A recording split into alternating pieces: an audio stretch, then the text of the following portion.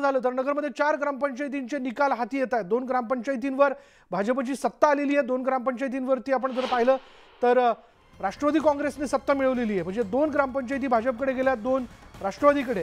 त्याच्यामुळे आता या ग्रामपंचायती नेमक्या कुठल्यात हे जाणून घेणं फार महत्त्वाचं ठरेल। पण आता एक क्षणाला जर आपण पाहिलं तर 2 ग्रामपंचायती या भाजपच्या हाती गेलेल्या आहेत। त्यावर त्यांची सत्ता स्थापित झाली आहे। तर दुसरीकडे 2 ग्रामपंचायतींवरती राष्ट्रवादी काँग्रेसने आपली सत्ता कायम ठेवली आहे।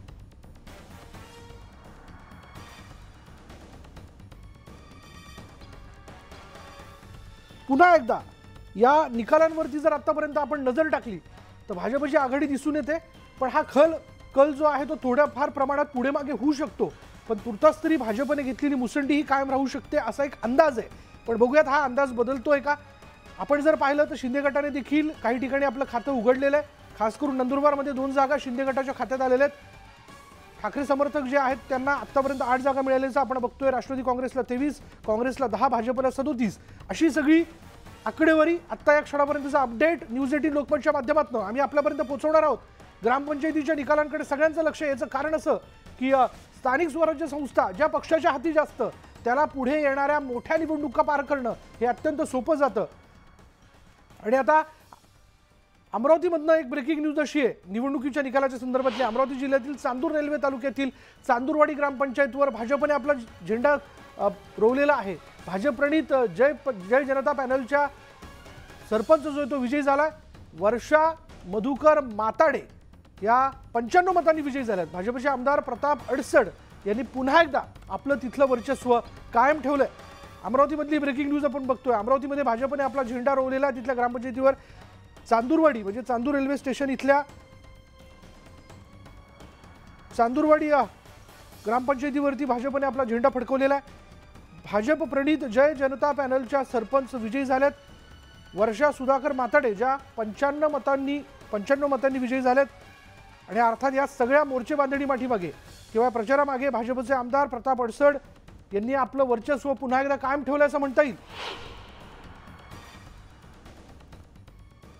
अर्थात एक एक करत आता वेगवेगळ्या जिल्ह्यांमधनं तिथल्या ग्रामपंचायतीच्या संदर्भातल्या निवडणुकीचे अपडेट, तिथली आकडेवारी, नेमकं कोण जिंकून येते, सरपंचपदी कोणाची वर्णी लागते, काय आकडेवारी आहे, हे सगळं आम्ही तुम्हाला न्यूज 18 लोकमतच्या माध्यमातून आपल्या समोर ठेवत आहोत किंवा आपल्यापर्यंत पोहोचवतोय।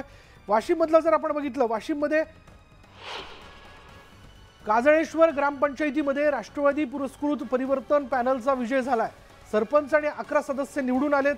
सरपंच नितीन उपादे हे 1542 मतांनी विजयी झालेत।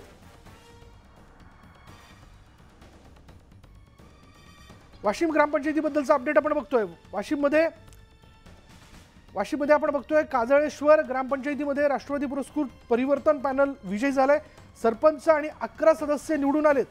सरपंच नितीन उपाध्ये यांचा 1542 मतांनी विजय झाला। आता क्षणाची महत्त्वाची बातमी आपण बघतोय।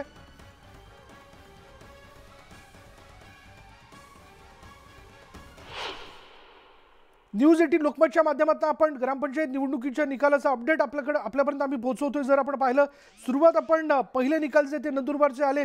नंदुरबारमध्ये 6 ग्रामपंचायतींवरती भाजपने सत्ता आपली कायम ठेवलेली आहे, त्यांनी सत्ता मिळवलेली आहे। नंदुरबारमध्ये शिंदे गटाने 2 जागा मिळवल्यात, त्यांनी खातं उघडलेलं आहे। आष्टा आणि बिलाडीच्या जागा भाजपकडे गेल्यात। अजयपूर ग्रामपंचायत भाजपच्या ताब्यात गेलेली आहे। तर सितेवाडी ग्रामपंचायतीवर शिवसेनेने झेंडा फडकवलाय। तर दुसरीकडे आपण जर पाहिलं जुन्नरच्या बाबतीत, जुन्नरचं अपडेट देखील आपण दिलं। जुन्नरमध्ये देखील भाजपने आपली आघाडी कायम ठेवलेली आहे। तर जुन्नरमध्ये महाविकास आघाडीला मोठा धक्का बसलाय। 4 ग्रामपंचायतींवरती भाजपने सत्ता मिळवली, जेव्हा की यापूर्वी या ग्रामपंचायतींवर राष्ट्रवादी काँग्रेसच्या कार्यकर्त्यांची सत्ता होती। पण आता महाविकास आघाडीला धक्का देत मड आणि येणेरे त्याचबरोबर खानगाव दातखिळवाडीमध्ये भाजपने ग्रामपंचायतीवरती सत्ता मिळवली। महाविकास आघाडीला जोरदार धक्का। भाजपची मुसंडी कायम असल्याचं आपण बघतोय। 4 ग्रामपंचायतींवरती भाजपने सत्ता मिळवली। यामध्ये मड येणेरेमध्ये भाजपची सत्ता आहे। त्याचबरोबर आपण जर पाहिलं तर जुन्नरमध्ये महाविकास आघाडीला धक्का देत भाजपची मुसंडी कायम असल्याचं आपण पाहतोय।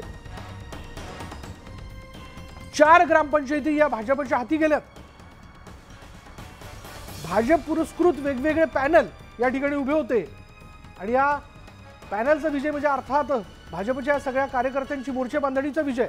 खानगाव दातखिळवाडीमध्ये भाजपची सत्ता आहे। तसं बघायला गेलं जुन्नरच्या आजूबाजूचा परिसर हा तसा राष्ट्रवादी काँग्रेसच्या ताब्यात असणारा परिसर, पण महाविकास आघाडीला जोरदार धक्का देत इथे 4 ग्रामपंचायतींवरती भाजपने आपली सत्ता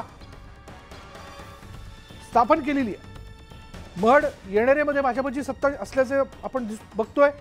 त्याचबरोबर खाणगाव दातखिळवाडीमध्ये भाजपची सत्ता आहे। निवडणुकीचे निकाल, ग्रामपंचायत निवडणुकीचे निकाल हाती येताना आपल्याला बघायला मिळतात।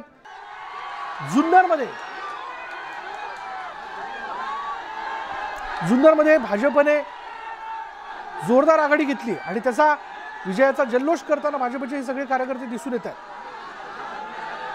जे ग्रामपंचायत सदस्य तर निवडून आलेच, पण त्याचबरोबर सरपंच देखील भाजपचा त्या ठिकाणी निवडून आलेला आहे। महड, येणेरे, खाणगाव, दातखिळवाडीमध्ये 4 ग्रामपंचायती भाजपने हाती घेतल्यात।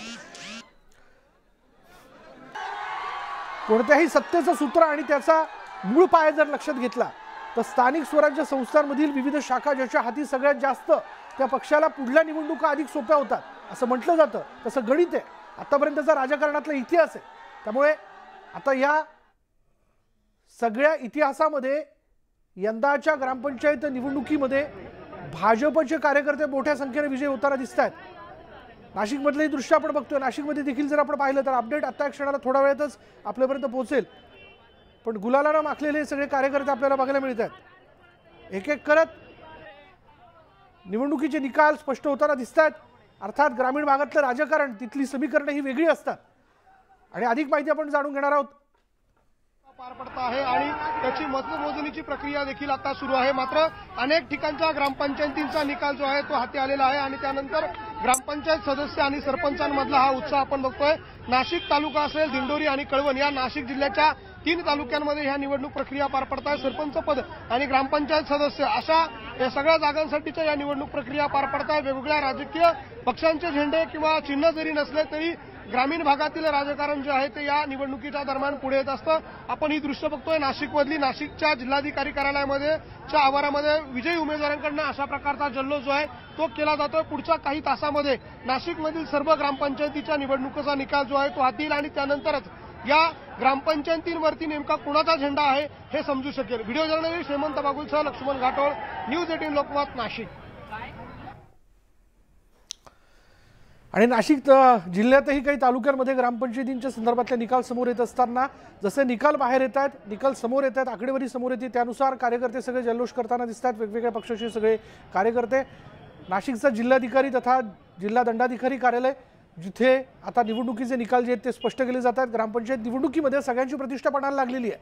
भाजप असो, शिवसेना असो, शिंदे गट असो, काँग्रेस असो, राष्ट्रवादी काँग्रेस असो आणि इतर छोटे मोठे आघाड्या पॅनल, तसं बघायला गेलं तर भाजपची आघाडी जी आहे ती कायम असल्याचं बघायला मिळते। नंदुरबार, जुन्नर, त्याचबरोबर वाशिम आणि काही ठिकाणी राष्ट्रवादी काँग्रेसने आपली आघाडी कायम ठेवली तर काही ठिकाणी भाजप मुसंडी मारताना दिसतंय।